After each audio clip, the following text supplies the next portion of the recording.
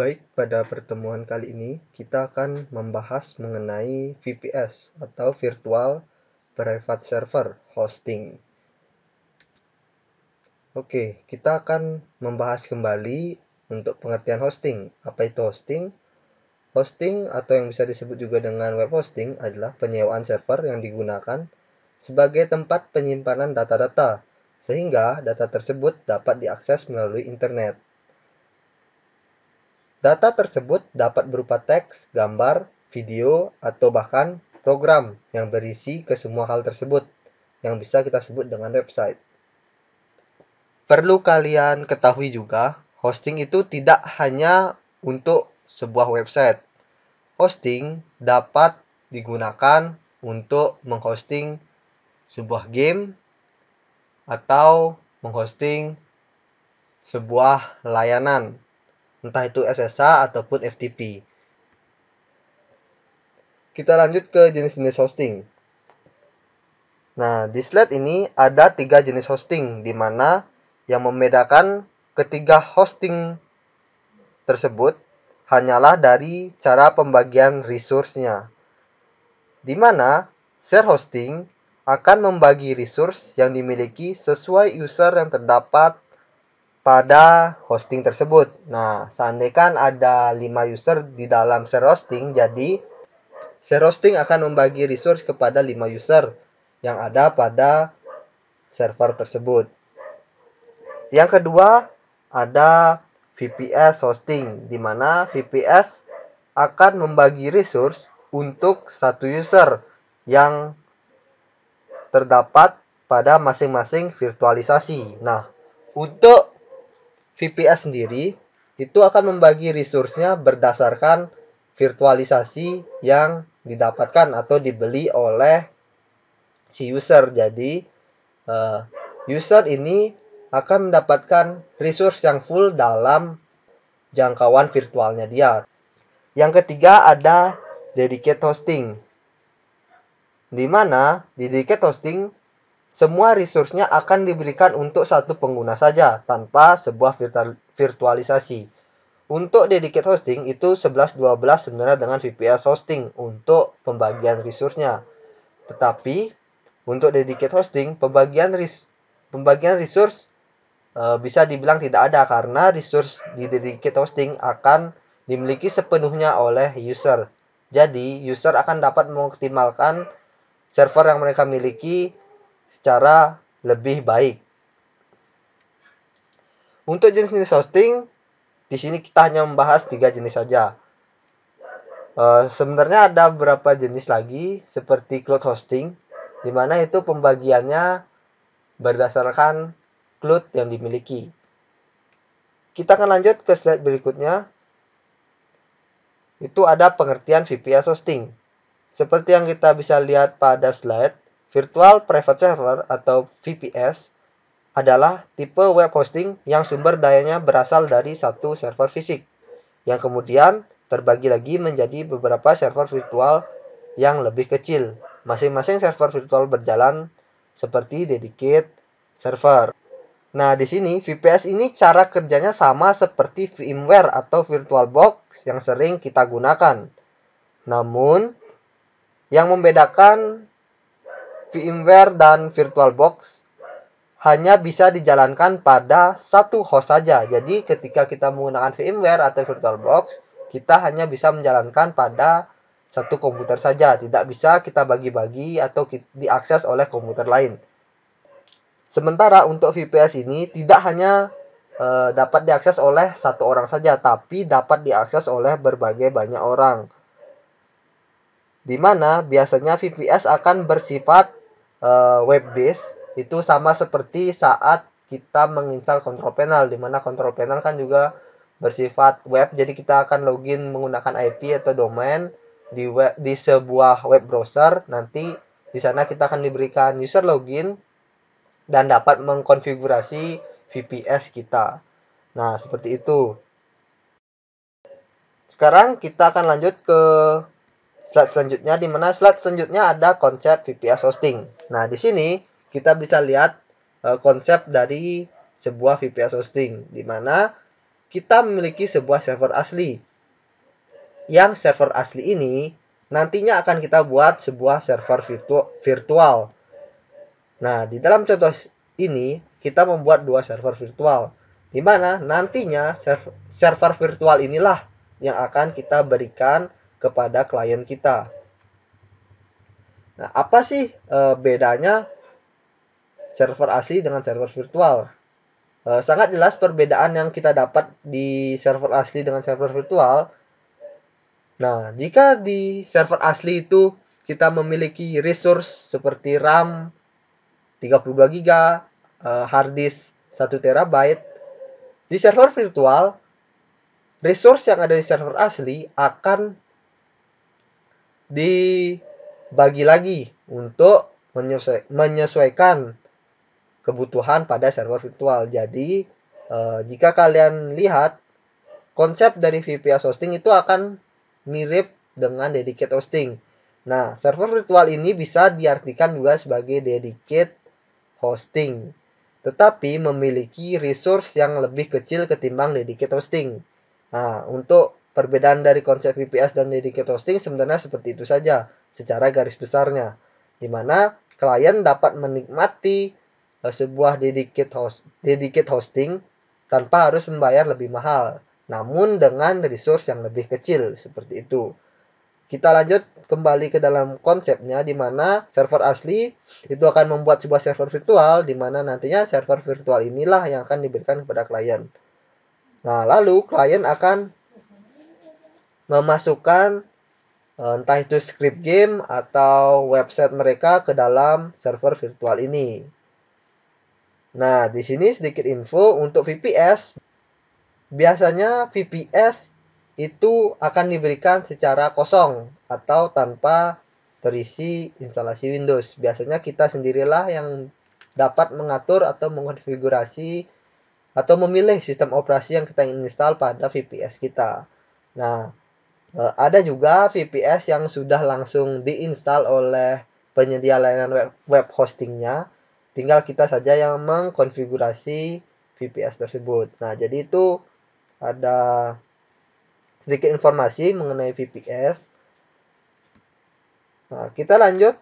VPS ini dapat kita artikan atau kita bayangkan di dunia nyata itu sebagai sebuah apartemen, di mana pada share hosting kita membayangkan share hosting itu sebagai sebuah tempat kos, yang dimana biasanya tempat kos itu akan digunakan lebih banyak untuk bersama-sama, seperti memasak atau di dapurnya secara bersamaan atau toilet. Nah, sekarang kita bisa membayangkan VPS ini sebagai apartemen, di mana biasanya apartemen itu pasti memiliki tempat yang lebih nyaman ketimbang sebuah kos. Selain itu, biasanya apartemen juga memiliki kamar mandi maupun dapurnya sendiri. Nah, di sini bisa kita simpulkan server asli itu ada apartemen, dan orang yang tinggal di apartemen tersebut adalah sebuah website atau script yang kita miliki, seperti itu. Dimana jika kita ingin memakai sebuah dapur ataupun kamar mandi, kita dapat menggunakannya kapanpun tanpa diganggu oleh orang lain. Nah, begitupun juga dengan VPS, di mana kita dapat menggunakan semua resource yang ada pada VPS tanpa perlu takut diganggu oleh orang lain yang menggunakan dalam server tersebut. Di sini kita bisa lihat di mana masing-masing orang akan mendapatkan tempatnya masing-masing beserta resource atau kebutuhan yang ingin mereka miliki, seperti kamar mandi ataupun dapur. Itu kebutuhan yang dapat mereka miliki sendiri tanpa perlu diganggu oleh orang lain. Seperti itu. Oke, untuk konsep VPS sudah selesai. Kita lanjut ke kelebihan VPS hosting. Di sini, kelebihan VPS hosting itu antara lain yang pertama yaitu adalah space server yang dedicated tanpa harus membeli server dedicated. Nah, di sini yang saya bilang tadi, di mana kita memiliki sebuah server dedicated dengan spesifikasi yang lebih rendah ketimbang dedicated hostingnya sendiri, seperti itu. Yang kedua, ada peningkatan trafik di website lain tidak berdampak bagi performa situs Anda. Jadi, jika di website lain atau di website VPS lain itu mengalami kelonjakan trafik, kalian tidak akan berpengaruh karena VPS orang lain dengan VPS kalian tidak akan berbagi resource yang sama karena sudah dibagi-bagi oleh penyedia layanan hosting pada saat kalian membeli sebuah VPS. Yang ketiga, akses root ke server. Nah, di sini kalian mendapat sebuah akses root ke server VPS yang kalian miliki tentunya karena kalian dapat menginstal operating system yang kalian inginkan itu bebas tanpa perlu bergantung pada si penyedia layanan web hosting ini atau hosting ini. Yang keempat ada scalability yang mudah. Nah, di sini kalian dapat mengotak-atik VPS kalian secara lebih mudah. Yang kelima ada dapat dikelola sendiri. Nah, di sini di mana kalian dapat mengelola VPS kalian secara mandiri. Jadi kalian bisa membuat apapun untuk VPS kalian. Nah, di mana kelebihan dari VPS hosting itu memiliki performa yang lebih bagus ketimbang share hosting sendiri tentunya dan lebih murah daripada dedicated hosting. Jadi, kalian bisa mempertimbangkan membeli VPS hosting jika kalian merasa kalian ingin mengangkat performa traffic kalian namun dengan budget yang lebih rendah ketimbang kalian menyewa sebuah dedicated hosting. Nah, VPS hosting juga bisa kalian manfaatkan sebagai tempat untuk membuat sebuah website yang memiliki resource yang besar seperti tempat website untuk mendownload film maupun mendownload sebuah game. Itu bisa kalian gunakan VPS hosting karena VPS hosting ini memiliki koneksi yang berbeda dengan koneksi kalian. Nah, jika kalian mengakses VPS hosting dan kalian download di VPS hosting tersebut, itu akan menggunakan bandwidth yang ada pada tempat server hosting itu berada. Jadi, kalian tidak perlu ragu jika kalian mendownload sebuah file melalui VPS hosting. Nah, misalnya di jaringan kalian itu hanya memiliki kecepatan 500 KB. Sementara di VPS hosting itu memiliki kecepatan 10 MB. Jadi yang digunakan pada saat kalian mendownload di dalam VPS hosting tersebut adalah 10 MB dari VPS hosting tersebut. Jadi kalian sebenarnya bisa memanfaatkan lebih banyak VPS hosting ini baik itu menggunakan keseharian kalian atau melakukan hal-hal lainnya seperti itu ketimbang share hosting. Sekarang kita akan membahas kekurangan dari VPS hosting. Yang pertama, sangat mahal jika dibanding dengan share hosting. Nah, di sini jelas ya, di mana VPS ini akan lebih mahal ketimbang share hosting. Nah, itu sebenarnya tergantung persepsi kalian atau kebutuhan kalian. Jika memang kalian memiliki kebutuhan yang lebih, sebenarnya VPS hosting ini termasuk dalam jangkauan yang murah. Mengapa seperti itu? Karena jika dibandingkan dengan dedicated hosting, VPS hosting itu akan lebih murah beberapa kali lipat. Yang kedua, harus menguasai informasi dan pengetahuan teknis terkait manajemen server. Nah, di sini karena sekali lagi VPS hosting itu bisa dibilang mini dedicated hosting ya.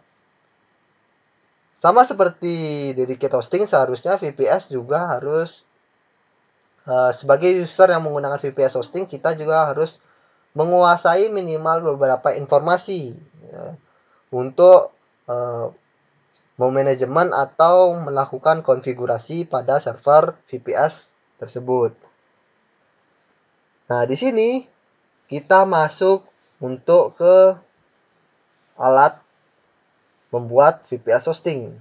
Nah, di sini ada 3 alat untuk membuat VPS hosting, dan sebenarnya masih ada lagi ya. Selain ini masih ada lagi. Tetapi di sini saya akan memberi contoh 3 saja. Yang pertama ada Proxmox, yang kedua ada VMware XC, yang ketiga itu ada Windows Server. Nah, kita akan bahas pertama mengenai Proxmox. Nah, Proxmox ini adalah sebuah alat untuk membuat VPS hosting yang dasarnya itu menggunakan sebuah Linux. Jadi, Proxmox ini adalah sebuah sistem operasi di mana kita hanya tinggal menginstal sistem operasi tersebut di dalam server kita untuk membuat sebuah VPS hosting. Nah, di sini sifat Proxmox itu sendiri adalah open source atau gratis. Jadi, Proxmox ini tentu saja akan kita gunakan nantinya untuk praktek. Yang kedua ada VMware XC. VMware XC ini adalah alat untuk membuat VPS hosting yang dikembangkan oleh VMware. Jadi, sifat dari VMware XC ini tentu saja berbayar. Saat kita ingin menggunakan full version dari VMware XC, kita harus membeli terlebih dahulu. Yang terakhir ada Windows Server. Nah, di sini kenapa saya menulisnya Windows Server, tidak menulisnya Hyper-V atau Hyper-V? Itu karena untuk membuat sebuah VPS hosting di Windows Server, itu hanya membutuhkan sebuah aplikasi yang bernama Hyper-V atau Hyper-V. Nah, ketika kalian sudah menginstal Windows Server, kalian hanya tinggal mengaktifkan fitur dari Hyper-V ini. Nah, jika kalian sempat melakukan instalasi Windows Server, di situ kan sempat saya jelaskan apa perbedaan dari Windows Server versi standar dengan data center. Nah, di situ perbedaannya yang sangat mencolok itu terdapat pada pembuatan virtualisasinya, di mana Windows Server versi standar itu memiliki limit untuk membuat sebuah virtualisasi. Sementara Windows Server Data Center atau versi Data Center itu memiliki unlimited virtualisasi yang bisa dibuat seperti itu. Nah, kita sudah mengetahui alat untuk membuat VPS hosting. Sekarang, karena kita akan mencoba untuk mempraktekkan Proxmox minggu depan untuk membuat sebuah VPS hosting, kita akan mencari tahu atau mengenal terlebih dahulu tentang Proxmox tersebut. Proxmox VE atau singkatan dari Proxmox Virtual Environment atau bisa disingkat menjadi PVE. Proxmox adalah salah satu distro Linux yang memiliki basis Debian yang difungsikan untuk virtualisasi. Nah, di sini kita bisa lihat di mana Proxmox ini adalah sebuah distro, atau bisa dibilang kalau dalam Linux itu adalah seperti versinya. Seperti itu. Yang dimana basis dari pembuatan Proxmox ini adalah berbasis Debian. Jadi, settingan dari Proxmox itu akan 11-12 dengan Debian karena diambil dari sistem operasi Debian, di mana Proxmox ini memang difungsikan atau sistem operasi yang difungsikan untuk membuat sebuah virtualisasi. Kita lanjut. Proxmox itu mengusung OpenYZ dan KVM. Menariknya, dengan KVM kita tidak hanya bisa melakukan instalasi sistem operasi Linux, melainkan juga dapat melakukan instalasi sistem operasi Windows. Oke, di sini ada OpenYZ dan KVM atau KVM. KVM ini adalah sebuah kernel dari Linux. Di mana kalau kalian yang belum tahu kernel itu adalah software yang dapat menghubungkan atau yang menghubungkan antara aplikasi dengan hardware agar dapat berjalan sebagaimana mestinya. Nah, contoh dari kernel itu, misalnya jika kalian menginstal sebuah aplikasi pada Android kalian, itu kadang-kadang kan ada aplikasi yang gagal terinstall atau tidak mau terinstall di dalam Android kalian. Itu karena kernel yang ada di Android kalian mendeteksi bahwa aplikasi tersebut tidak cocok dengan hardware yang ada pada Android kalian. Jadi, fungsi kernel itu adalah menghubungkan antara hardware dengan aplikasi seperti itu. Nah, di sini dengan menggunakan kernel KVM, Proxmox sudah bisa atau dapat menginstal segala jenis sistem operasi, baik Linux maupun Windows. Nah, di sini ada penyedia layanan VPS hosting. Sama seperti minggu lalu, saya berikan beberapa penyedia layanan hosting. Di sini untuk VPS hosting, Liniaga Host, Hostinger, dan ID Web Host juga memiliki layanan VPS. Biasanya di setiap penyedia layanan hosting itu sudah lengkap. Ada VPS, share hosting, dan dedicated hosting. Jadi kalian dapat mencari lebih banyak untuk penyedia layanan VPS hosting ini. Nah, mungkin seperti itu saja mengenai VPS hosting yang bisa saya bahas sekarang. Kalian bisa terus mencoba untuk mengeksplor lebih jauh mengenai VPS hosting. Sekian materi yang saya bawakan. Jika ada pertanyaan, bisa kalian tanya melalui grup yang sudah kita buat.